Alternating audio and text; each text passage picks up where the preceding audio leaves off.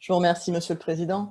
Mesdames et Messieurs, chers collègues, alors que la crise sanitaire a mis en lumière les conséquences de la fracture numérique, la télévision reçue par le réseau de la TNT a démontré son utilité.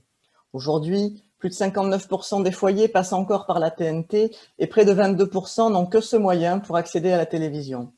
Pour l'ARCEP, la TNT, dont la réception est gratuite, est vouée à disparaître au profit de l'ADSL et de la fibre, qui nécessitent un abonnement payant. Le but non assumé de l'ARCEP est sans doute de revendre aux enchères au réseau de la 5G les fréquences libérées par la TNT.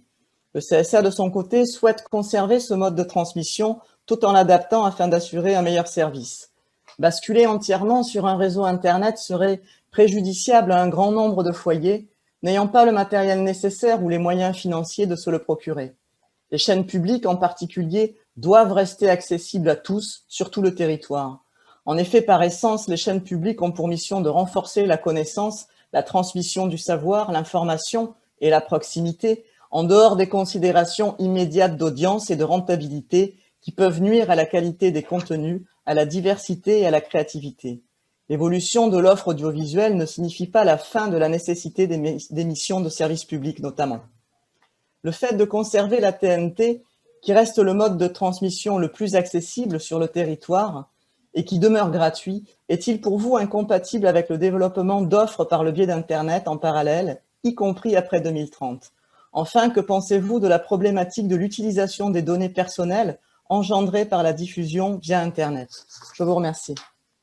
Quand on regarde, ce qui est intéressant, c'est de regarder ce qui est en train de se passer aux États-Unis, où on voit effectivement un ressaut assez spectaculaire de la télévision numérique terrestre aux États-Unis.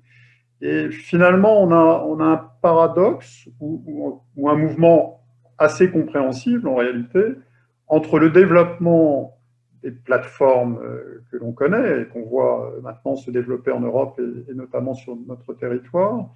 Je réponds en cela à la question de Madame Rességuier, qui sont toutes des plateformes par abonnement, par définition, qui sont toutes des plateformes payantes. Et il y a quand même un moment où, pour le consommateur, il y a un effet cumulatif des abonnements qui a ses limites.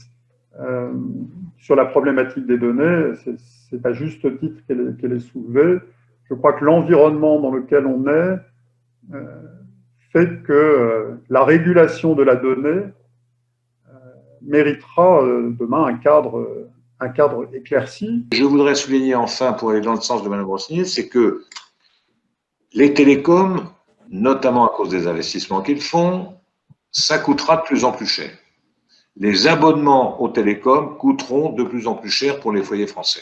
Donc la TNT est indispensable pour la cohésion sociale, etc., que ce soit pour les chaînes publiques ou pour les chaînes privées. Aujourd'hui, l'écosystème des obligations repose sur la TNT.